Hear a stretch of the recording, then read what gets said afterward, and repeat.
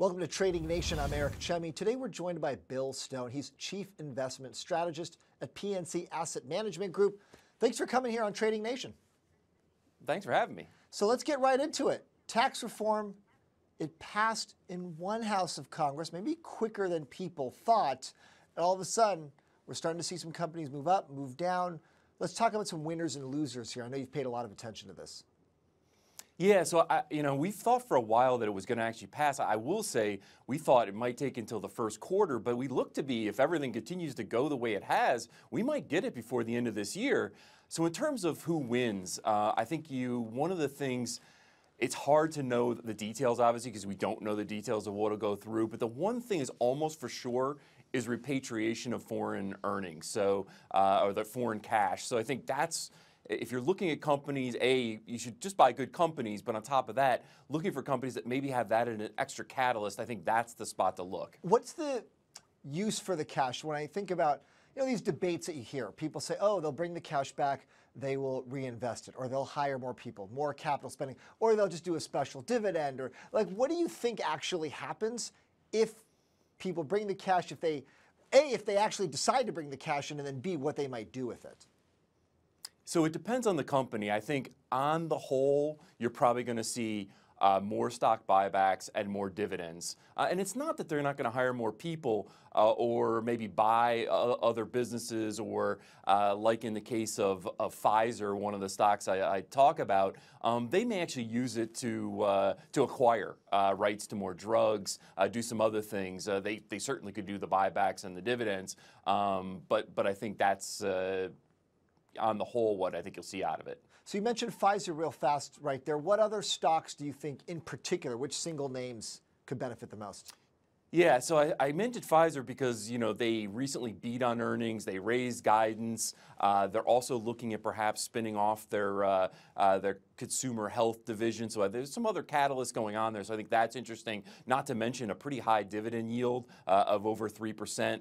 The other one is Cisco. And a lot of technology stocks are in that position I talked about earlier with a lot of foreign cash. Cisco's an interesting one. Similar story in the sense of finally had a nice beat on the earnings, raised guidance. I think the other part is, if you're thinking big picture, we think you're going to see a pickup in bigger picture in the economy in capital expenditures.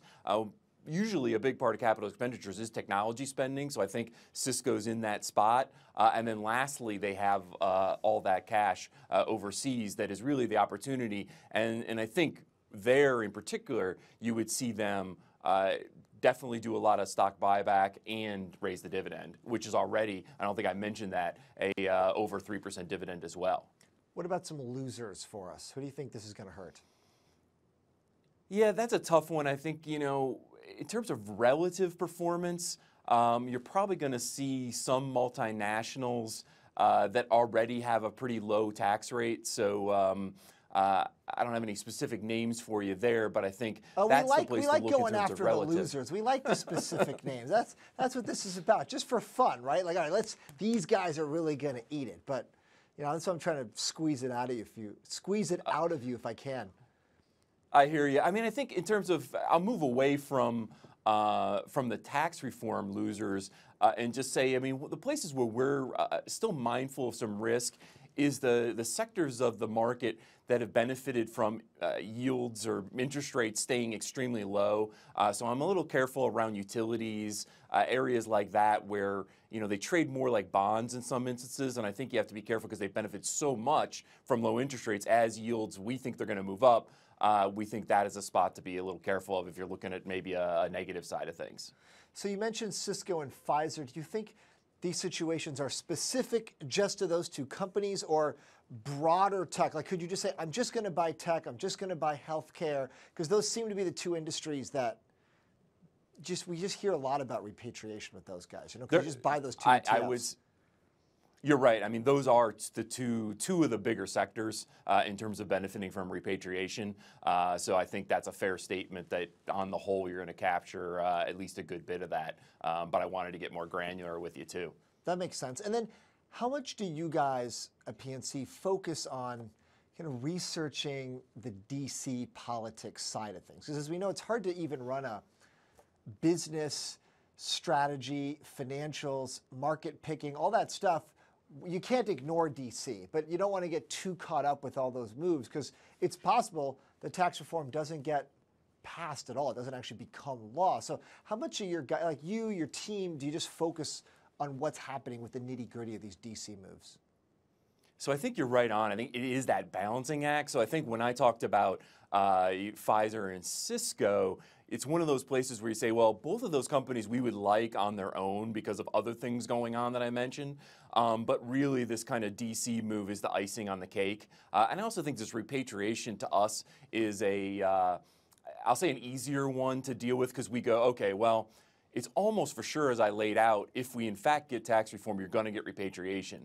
Otherwise, it's a lot harder to figure out, as we talked about, the real details. The repatriation, you kind of know it's going to happen because they need to pay for the tax cuts, and that's one of the ways that they pay for it. So, you know, that one is, in one sense, I don't know, it's easier, but is one that I think is a little more actionable than some of the other DC moves that you might be speculating on. And I think that's where you're right. It's a balancing act where you have to try and watch for where you can actually take advantage of some of these things. Because it reminds me of the whole debate around Obamacare, whatever, 7, 8 years ago.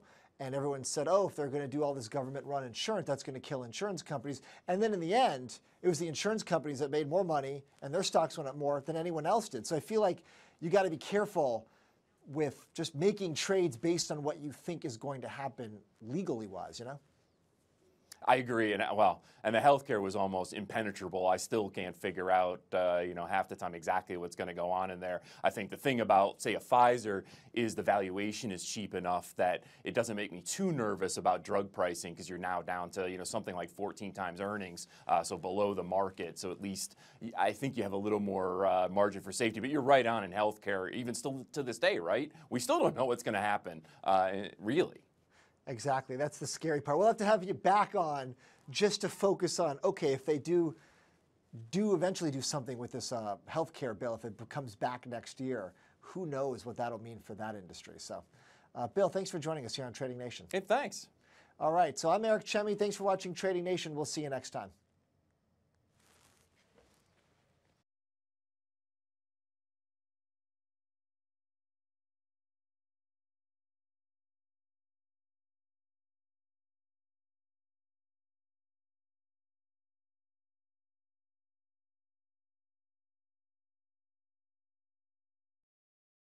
Hey there, thanks for checking out CNBC on YouTube. Be sure to subscribe to stay up to date on all of the day's biggest stories. You can also click on any of the videos around me to watch the latest from CNBC. Thanks for watching.